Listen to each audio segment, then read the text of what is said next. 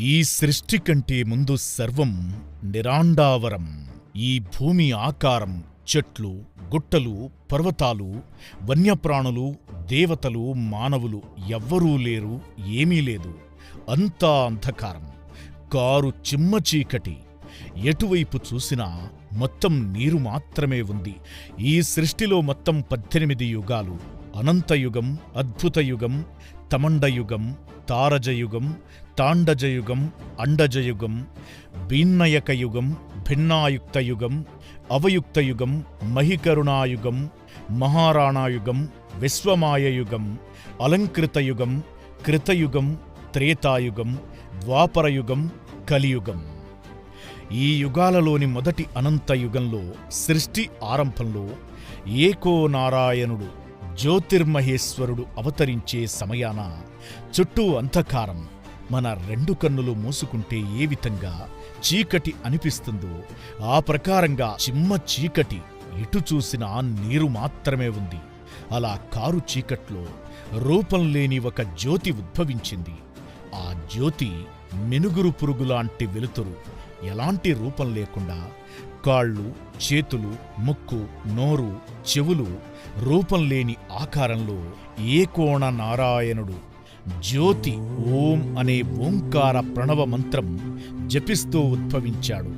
అలా జ్యోతిగా ఉద్భవించిన ఏకో నారాయణుడు ఎటు చూసినా నీరు మరియు చిమ్మ చీకటి మాత్రమే కనిపిస్తుంది. అలా ఓంకారం ప్రణవ మంత్రాన్ని జపిస్తూ ఏకో నారాయణుడు ఒక మాయాక్షీరం రూపాన్ని ధరించి లవణ, సుర, సుర్పి, దక్షి, క్షీర, ఇచ్చు, జాల, సప్తసాగరములు తిరిగి చూడగా ఎక్కడ చూసినా నీరు మాత్రమే ఉంది. అలా తిరిగి తిరిగి ఏకో నారాయణుడు తాను ఓంకార ప్రణవ మంత్రాన్ని జపిస్తూ ఓం అనే పదంలో బీజం సృష్టించాడు. అలా ఓంకార ప్రణవ మంత్రాన్ని బీజం ఏర్పడి చుట్టూ ఉన్న నీటిలో నీటి బుడగ ఏర్పడింది. అలా ఏర్పడిన నీటి బుడగలో శంఖం పుట్టి ఆ నీటి బుడగ నిర్వీర్యమైపోయింది. అలా 7 యోజనములతో సముద్రంలోని నీటి సుడిగుండం ఏర్పడి ఆ నీటి సుడిగుండంలో ఓంకార ప్రణవ మంత్రం ప్రభావంతో సుడిలా తిరుగుతున్న నీటి సుడిగుండం నుండి ఒక నీటి బొట్టు ఎగిరి ఆ శంఖంలో పడుతుంది.